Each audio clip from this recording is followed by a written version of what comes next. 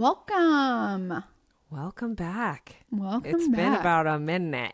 To be continued right now. Continued. Yeah, right now. Right this second. Right this second. Okay, so this is the second part of the Elizabeth Haysom and Jen Soering case. So if you have not listened to the first part, please go back to part 1. We're dropping both of them on the same day, so you can have them all at once, or you can break it up if you need to. But where we just were is Jen's had just confessed, made a written confession, and I was digressing about when I'm going to tell my beautiful boy to be watching out for those hot bitches. I know, because don't get them to make you a murderer. I know. Well, that is for sure. Right? That's for sure. Sex does have these weird ways with people, and especially the young men. Yes. Under, they always say that under 25, they don't got all their cerebral whatevers. Yeah, in place. True. It is true. So, like I was saying, from these letters, you kind of got a idea that Elizabeth did have this pull on Jen's. Jen's also writes these incredible, love letters to Elizabeth. He also writes these really awkward, kind of life expressing letters that are kind of sad. Like he's a very insecure person. Okay. Which you can see somebody being some sort of martyr with this kind of insecurity or needing to feel acceptance somehow, Yeah. Okay. So I told you they both were given psych exams. Elizabeth's got border personality disorder. Jen's is delusional, which I can imagine. He is delusional. And Elizabeth decides, you know what, I'm just going to plead guilty, and I'm going to plead guilty to being an accessory, and I'm going to also testify against Jen's. And her case was pretty much cut and dry. She was extradited to the United States. She went on trial for just the sentencing portion. She was questioned a lot at her trial. She was questioned about some sexual abuse by her mother, which she denied. Elizabeth had these wild fantasies and often made up stories as a young child up into her 20s. She's a pathological liar. Okay. So from what she says, people kind of just don't know if it's true or not. Yeah. And so this abuse by her mother, she had told Jen's a lot about it, but then when questioned, she was like, it didn't happen. So, oh, wow. It's twisted shit. It's twisted shit. I know. But it is emotive, right? It's emotive for her to hate her parents that much. If her dad knew she was getting sexually abused and just let it happen, or if her mother was abusing her, I mean, that's awful.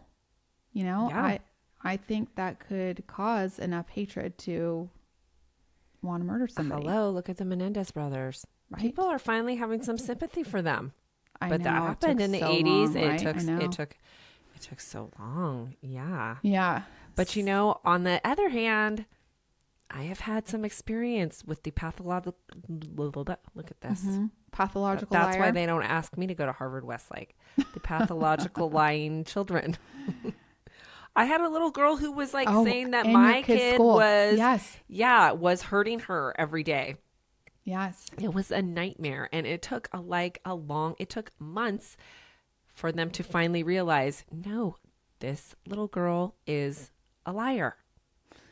I know. And that kind of behavior is really concerning. Dangerous. It's dangerous. I lived with a pathological liar as a roommate, and she made up some real crazy shit. So crazy. crazy stuff. Like people were breaking into the house and she called the police. And like, I mean, it, not so. Like, Yeah, it escalates. didn't happen. Yeah. Yeah. So delusional. That's delusional. Mm-hmm. Right. And I think that is how Elizabeth was also. We don't know if she was abused or not. I'll get more into that. But police did find naked photos of her that they felt were weird. Elizabeth maintained that Jens had free will. And although she knew he was going to go kill her parents, she didn't actually think he would do it. Whatever. Also, it's worth noting that Elizabeth had sent Jens a letter in prison stating that she was turning herself in and pleading guilty to accessory and that she was cutting off their relationship at that point. Told you, Wyatt. This is the story I'm going to tell you in the car. I know, right? I mean, when we have the chat. Yeah. We could have seen from that first letter that she wrote him about loving him, and then how she did these other men. It's like, are you any different? And then they cut you off. Mm-hmm. Yeah. Well, Elizabeth was sentenced to 90 years in prison. Oh, wow.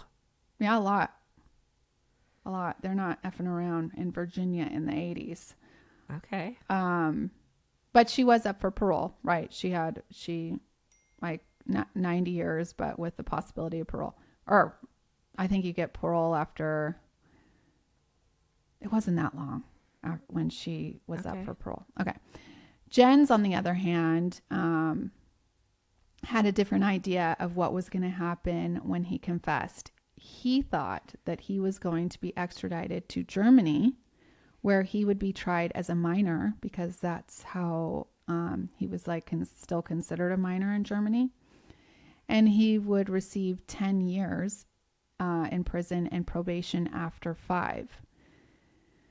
He thought because he was the son of a diplomat that's what his immunity would be.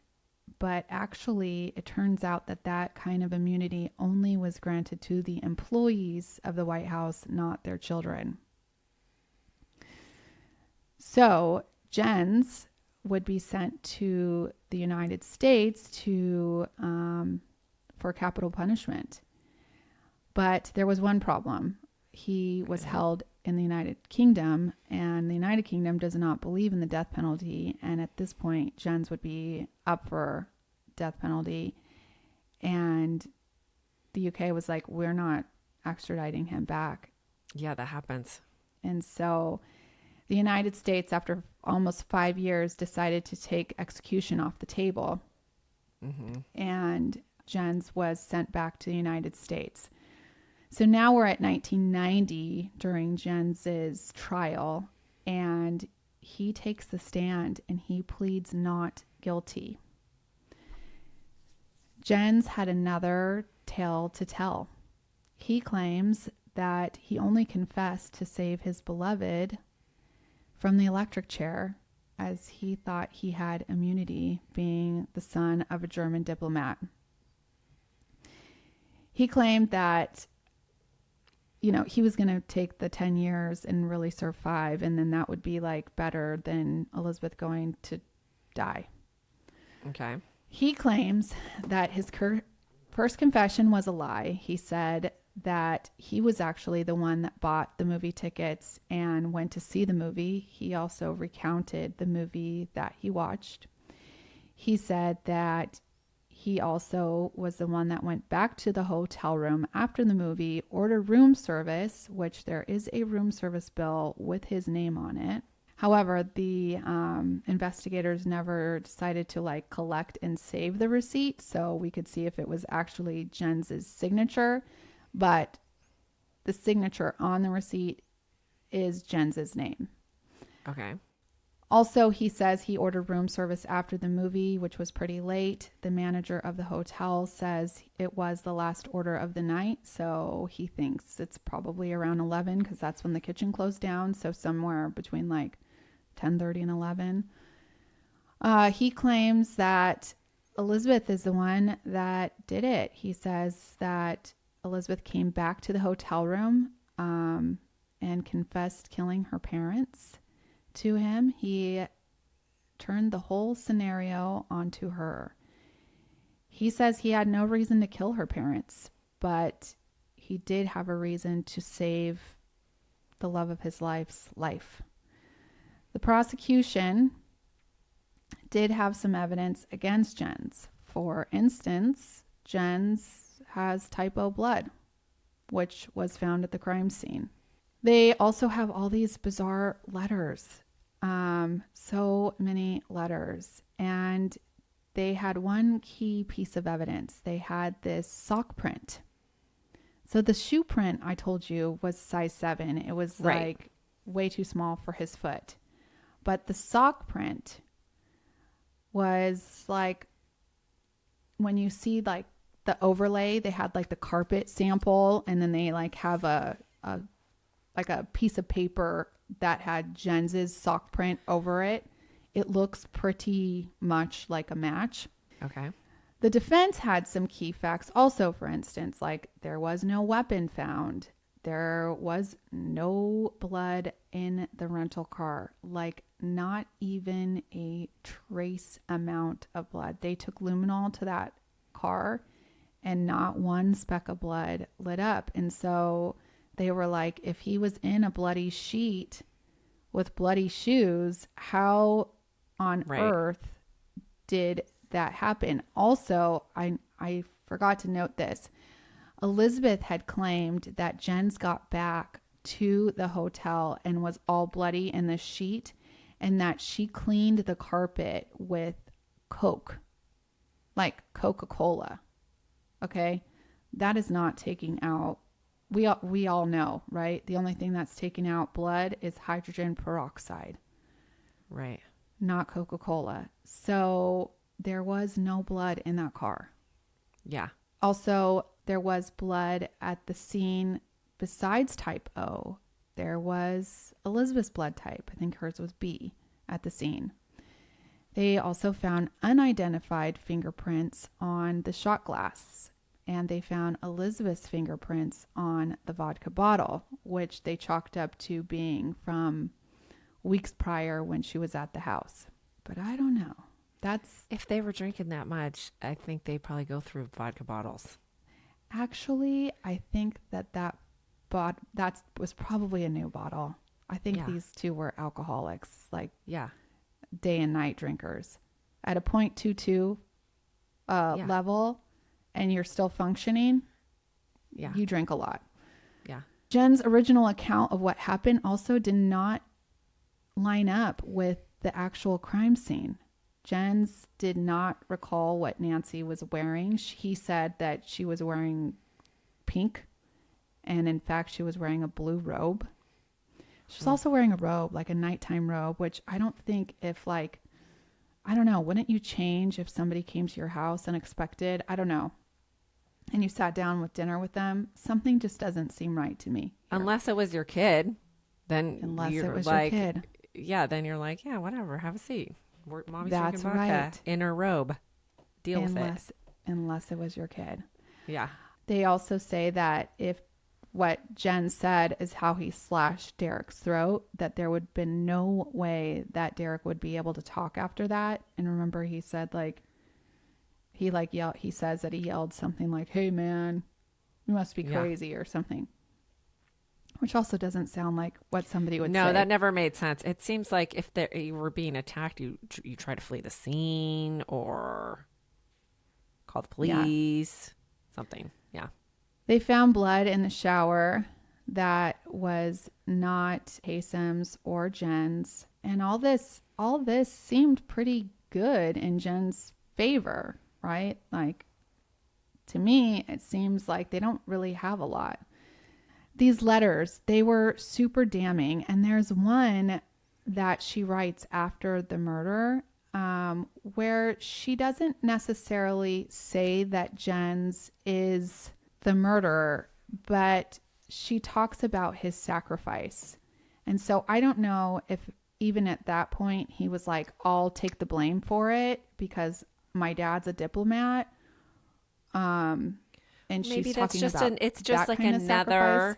it's another manipulation. It's like, these borderlines, they have a tendency to say, like, narrate a story and then make you kind of repeat it back to like whatever they want to be true. So maybe this is like her way of kind of being like, she's going to start telling herself she didn't do it. She's going to slowly start telling him like he did it. You know what I mean? Yeah. It's just a mind Yeah. fuck. It is, dude. Right? She's saying it, but not totally saying it. In truth, Tab read me the letter and we cut it out because it's so long and wordy. You guys, is really boring. Oh, it is. But just trust us. It's a mind fuck. It is a mind fuck. It mind fucked us reading it. I'm like, dude, this girl, Oh my like, God, I haven't had enough coffee. I know. Yeah. So these letters, I mean, they're a mind fucked. And I think that after the jury had probably had to sit through like, I don't know, like 5 or more hours of them, Gretchen, they were mind fucked too. And they came back pretty quickly with a guilty verdict for Jens, and he was sentenced to the maximum of 2 life sentences in prison. The confession was like really, I think, the getter, and then like the letters were the sealer, right, of his fate. Yeah, but I'm an evidence girl, like I'm like, if it don't line up, it don't line up, Yes. And But there is that sock print thing. So that's kind of like maybe they were both there. Maybe neither one of them are telling the truth. okay. Well, a lot of people think that. Also, I don't like that he had this like, my daddy's a diplomat, so I can just get away with shit and maybe I'll get 5 years. Like, I don't like that. I think that's why you ran to Europe in the first place, because you're like, well, if I do get caught, like, yes. What were you so afraid of, Well, he was probably afraid for her, right? He's afraid for her, and he is 18 years old. I mean, he's barely, I look at my like kids right now, like my daughter, right? She's 14 on Thursday. Happy birthday, Kyla. And thinking like in 4 years, how much maturity she's going to have. Like, if somebody comes and is like, I just murdered my parents, like, holy heck, that is some deep, really, I can't even imagine it being 43, right? Like, holy fuck, what did you do? Yeah. Like, just having the wherewithal to be like, oh, I should turn her in, or I don't know, like, get you a lawyer. Well, I kind of think that in 4 years she is going to be wise enough. I feel like you are going to have schooled her enough to be like, her? Oh, someone my gosh. confesses you some trouble. Girlfriend she wanted to go meet her friend wanted to meet somebody the other day. Side note really quick. And I said, where did this friend meet this boy? And she said, on Snapchat. And I'm like, okay, Hell hold to on. the no. We are going to have a serious talk right now, because we don't even know that this is a 15-year-old or 14-year-old child. This could be a 53-year-old man. Yeah. And I said also, and she was like, no, they, FaceTimed. I'm like, okay, well, let me tell you something else. It could be a 15-year-old boy, and he could be hired by a 53-year-old man. Or it could be like AI shit or something. Yeah, totally. But then I had to explain to her, I was like, what they do is they hire these kids to bring you to a different location to sell you, and they give them $100 or whatever. And she's like, no, nobody is going to do that for $100. I was like, oh, honey, you really don't know. They don't tell them we're going to sell them. They just we say, would do it hey, for $20. They give them some reason. Yeah, I know, but it does, like, people do really bad things for A lot not less. very much money. Yeah. So $100 is probably gracious. Like, so anyways, like, the maturity is just not there. So you have to tell, I don't know, you have to school your kids, Yeah. talk about it.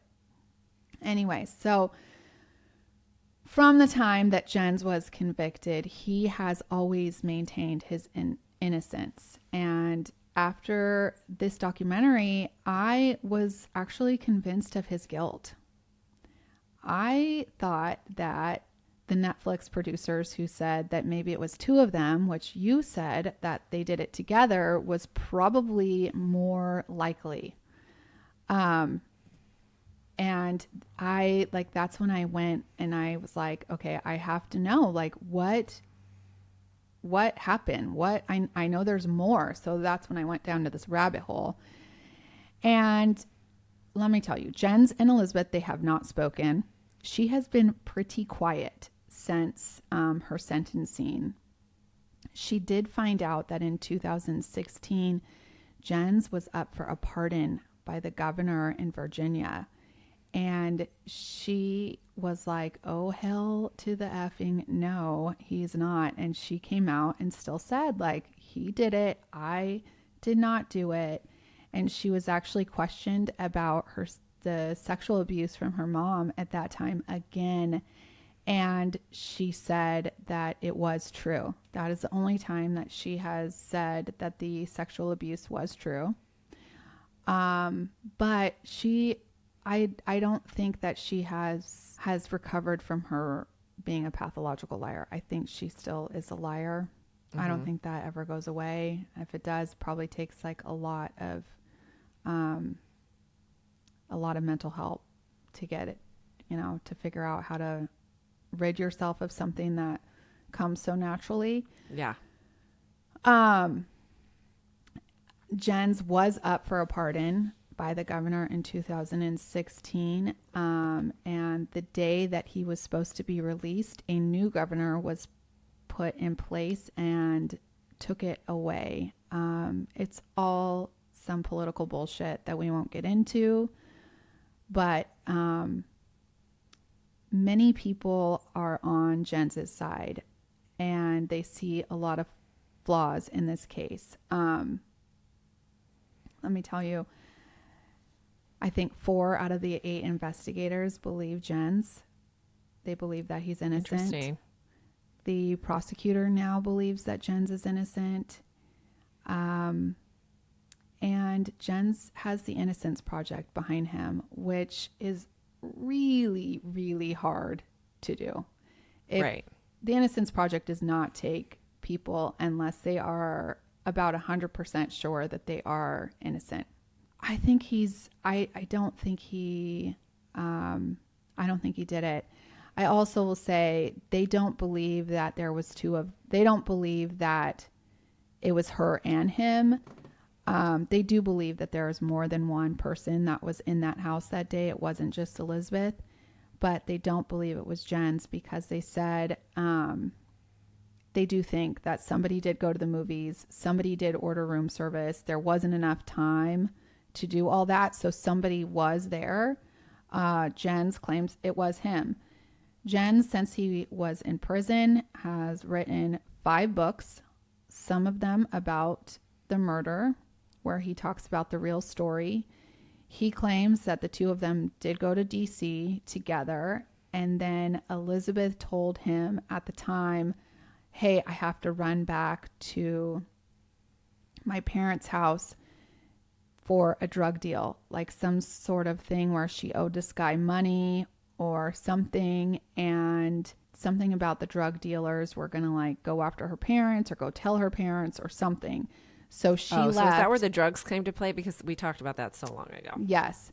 So he left. So she left. He wasn't happy about her leaving, but what was he gonna do? So she leaves. She went and did some heroin, comes back to the hotel room, says that she just killed her parents. He didn't know that she was going to do that.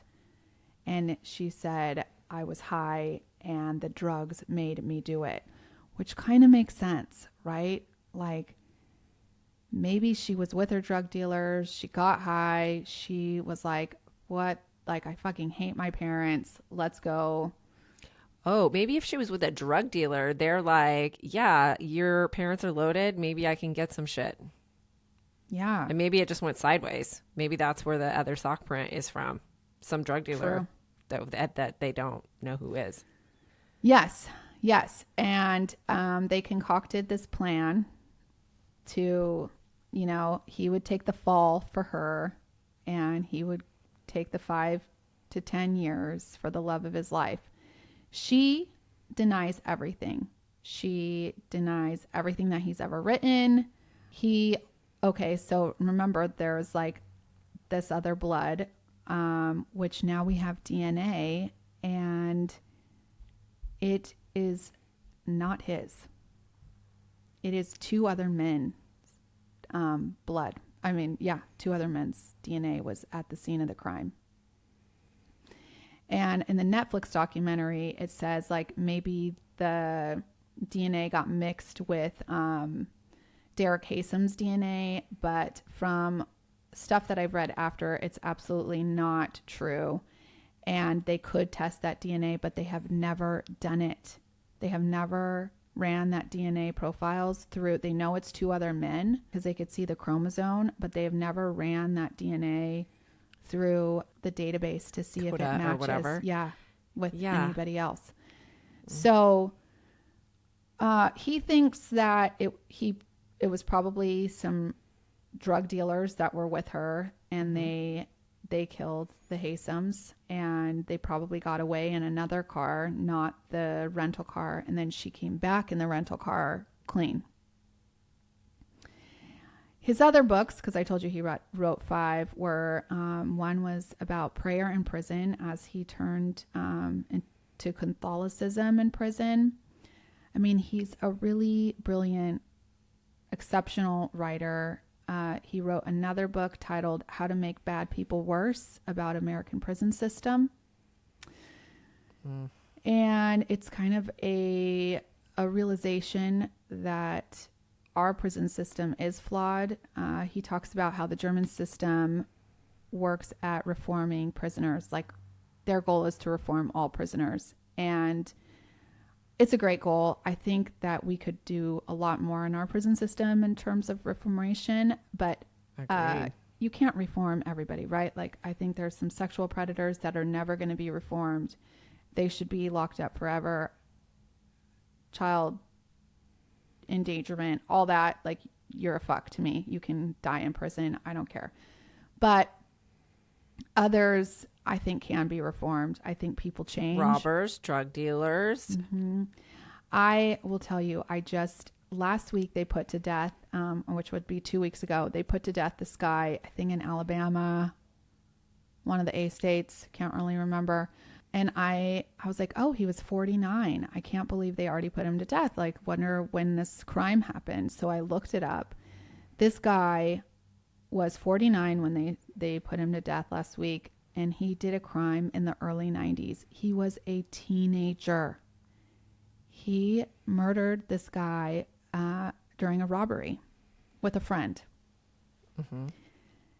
And he was tried as an adult and he was sentenced to death. And I am like, dude, he's a different person now than he was when he was a punk ass kid, like looking for money. There's this whole thing. There's this documentary called, you can watch it on Prime. Mm-hmm. It's called Kids for Cash. Mm-hmm. And I never did a case on it because it gets too much into kids, but it is how corrupt the system is and how there was this judge working in one of those East Coast states forever who he was part of this building a new facility. So he sent all these kids to juvie mm-hmm. for no good reason. And it ruined their lives. So he could make $3 million. It is so bananas. Like kids they got a curfew ticket. Go to juvie. That is crazy. I mean, the corruption is so massive. And then, so this, it actually made my heart hurt when I was reading this, because this guy was like, you have to think about what you're doing, even as like a kid. Well, I mean, you obviously know not to murder somebody, but he's like, what I did affected so many people's lives. And he was very remorseful. I imagine he is not even a glimpse of the person that killed that man that he killed, right? And now we're killing him.